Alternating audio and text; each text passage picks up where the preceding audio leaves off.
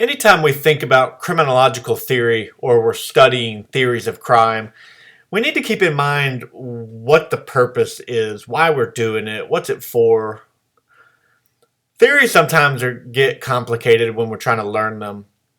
We get bogged down in the details of the theory, the explanation, the criticisms, the positive aspects of any given theory, and then its limitations. But there's always this part where we forget why we're doing it in the first place. So if we look at this little diagram that shows the relationship between criminological theory, research, and policy, we want to keep that policy area in mind. The whole purpose of theorizing on crime causation is so that we can do something about it. So as we develop theories, we're not doing this for fun. We're not doing it in and of itself because it's interesting.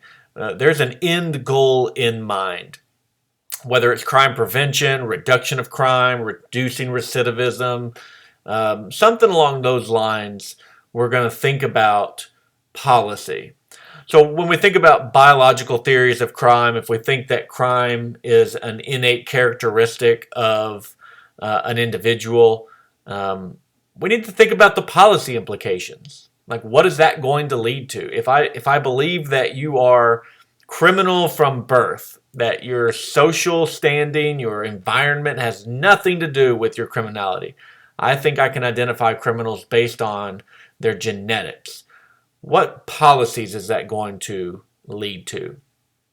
If I think that it is, a social disorganization theory, it's the environment that you are raised in. We need to be thinking about what policies that would lead to. If I think it's psychological theory, if I think it's an innate problem with your personality, an underdeveloped superego, or potentially it's behavioral conditioning. There's going to be a policy attached to that.